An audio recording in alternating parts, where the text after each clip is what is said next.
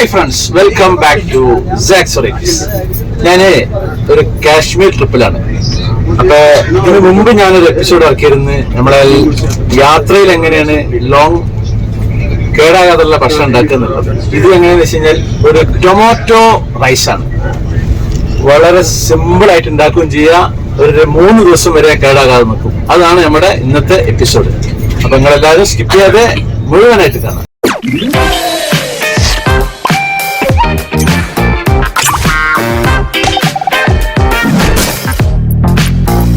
ഇത് boiled ബസ്മതിയാണ്, 1 kilo. ഇതിന്റെ 250 ഗ്രാമാണ് ഞാനിത് എടുക്കുന്നത്. ഏകദേശം 1 കപ്പ് 250 ഗ്രാം വരും.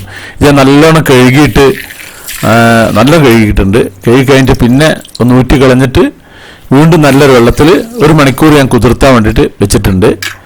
ഇപ്പോൾ 1 മണിക്കൂർ കഴിഞ്ഞ് അത് ഊറ്റി കഴിഞ്ഞിട്ടുണ്ട്. ഇപ്പം ഞാൻ അടുപ്പ് എത്തിച്ചിട്ട് വേവിക്കുകയാണ്. ഇത് വറ്റിക്കല്ല, അത് ഊറ്റിയെടുക്കുകയാണ്. അപ്പോൾ ഞാൻ ഇരട്ടിയിൽ കൂടുതൽ വെള്ളം എടുത്തിട്ട് ഉപ്പ് ഒഴിച്ചിട്ട് ആവശ്യത്തിന് ഉപ്പിട്ടിട്ടുണ്ട്. അതിലേക്ക് ഞാൻ ഈ അരി ഇട്ടിട്ട് നല്ലോണം ഇളക്കുന്നുണ്ട്. ഒരു 20 മിനിറ്റ് കൊണ്ട് ഇത് വെന്ത് കിട്ടും.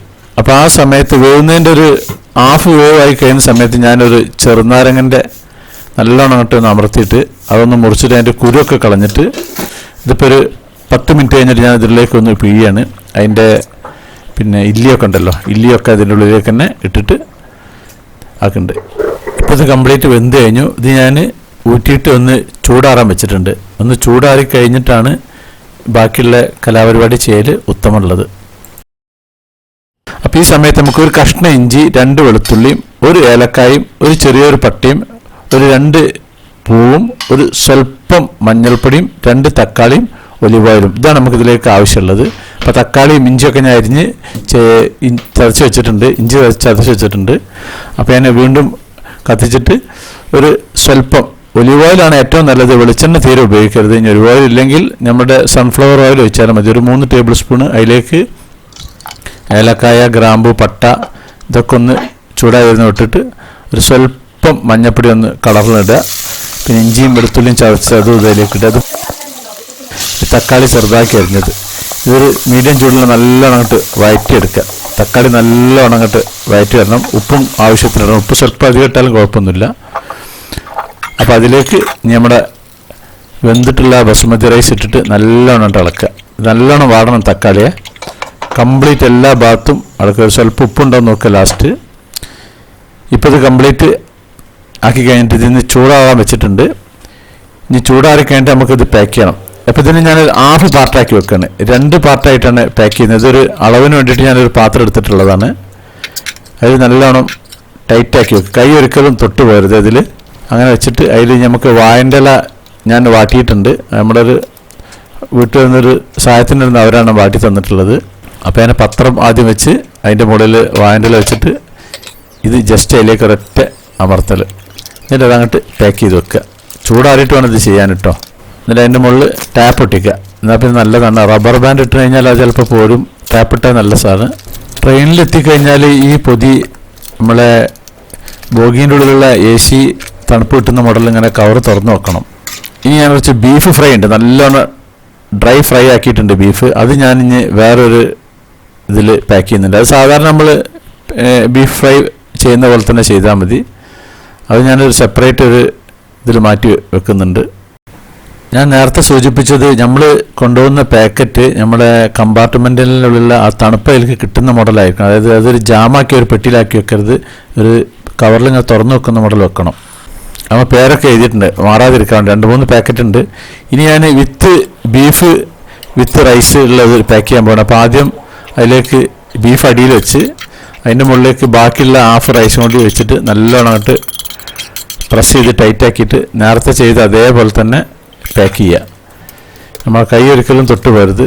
ഇത് വിത്ത് ബീഫ് വിത്ത് റൈസ് ആക്കിയിട്ടാണ് പാക്ക് ചെയ്യുന്നത്. ഇതിൻ്റെ മുകളിൽ അങ്ങനെ അളവിന് ഒരു ഷേപ്പ് കിട്ടാൻ വേണ്ടിയിട്ടാണ് ഞാൻ പാത്രത്തിലാക്കിയിട്ടുള്ളത്.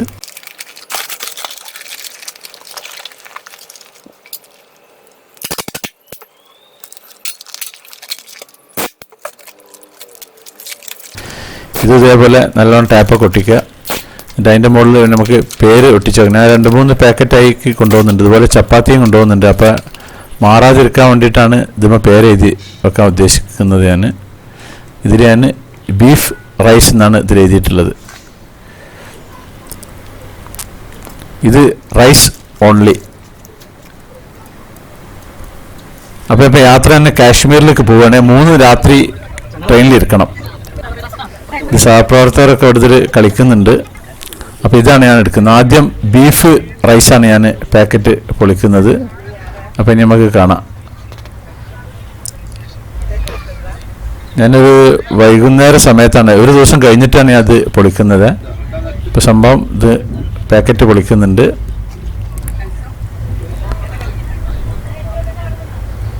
യാതൊരു കേടുമില്ലാണ്ട് അങ്ങനെ നിൽക്കുന്നുണ്ട്.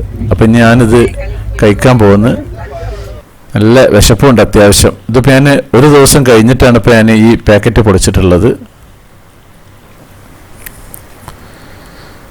അപ്പോൾ അതിന് ഒരു തീരുമാനമായിട്ട് കുറച്ച് ബീഫിൻ്റെ പാടയും കാര്യങ്ങളൊക്കെ ഉണ്ട്. അത് ഉണ്ടാക്കുന്ന സമയത്ത് ബീഫിൻ്റെ ആ പാടയൊക്കെ ഒഴിവാക്കിയിട്ട് കൊണ്ടുവരായിരിക്കും ഏറ്റവും ഉത്തമം. അപ്പോൾ അത് ഞാൻ വേസ്റ്റിലേക്ക് ഇടുകയാണ്. അപ്പോൾ ഇന്നത്തെ ദിവസത്തിന് ഒരു തീരുമാനമായിരിക്കുന്നത്. ഇത് 2ാം ദിവസമാണ്. ഇവിടെ ഷീട്ടുകളി ഉഡോ കളിയൊക്കെ നടക്കുന്നുണ്ട്.